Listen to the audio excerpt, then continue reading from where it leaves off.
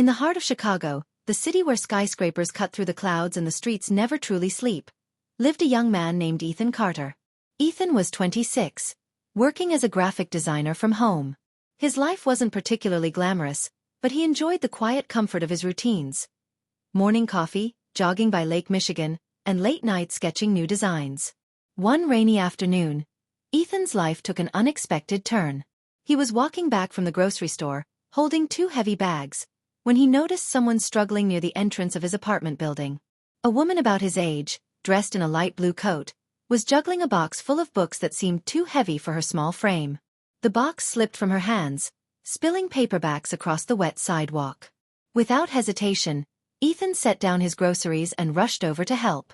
"Here, let me grab those for you," he said, kneeling down and picking up the scattered books. The woman let out a nervous laugh, brushing a strand of chestnut-brown hair from her face. "Oh my gosh, thank you. I didn't realize how heavy this was going to be." "No problem," Ethan replied with a smile. "I'm Ethan. Do you live here too?" She nodded. "Yes, I just moved in on the 3rd floor. I'm Emily Dawson." Together, they gathered the books and carried the box up the stairs. Emily explained that she had recently relocated from Austin, Texas, chasing a new job opportunity at a publishing house in the city. She was passionate about literature and had brought along an impressive collection of novels, which explained the heavy box. As they reached her apartment, Emily invited Ethan in for a quick cup of coffee to thank him. Her place was still cluttered with moving boxes, but it had a warm, welcoming energy. The walls were painted a soft cream, and she had already set up a bookshelf overflowing with classics. Over steaming mugs of coffee, they talked about their lives. Emily shared her excitement and nervousness about starting fresh in Chicago, while Ethan admitted that he often kept to himself and didn't usually meet many new people. Their conversation flowed so naturally that neither noticed how much time had passed. That evening became the start of a friendship neither of them had expected. Days turned into weeks, and Ethan found himself spending more time with Emily. He helped her explore the city, introducing her to his favorite hidden spots. A tiny jazz cafe tucked away on a quiet street, the best pizza place in town, and a rooftop garden that overlooked the Chicago skyline. In return, Emily brought out a side of Ethan that he hadn't seen in years. She was adventurous, spontaneous, and always found joy in the smallest things. One evening, after a long day of work, Ethan received a text from Emily. "Are you free?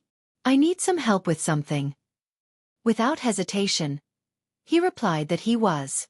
When he arrived at her apartment, she was sitting on the floor surrounded by torn paper, glue sticks, and colorful pens. "I'm trying to make a scrapbook for my niece's birthday," she explained with a sheepish grin.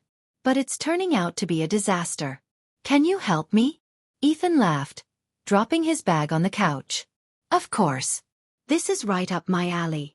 They spent hours cutting, pasting, and designing together. Emily shared stories of her niece, and Ethan opened up about his childhood memories.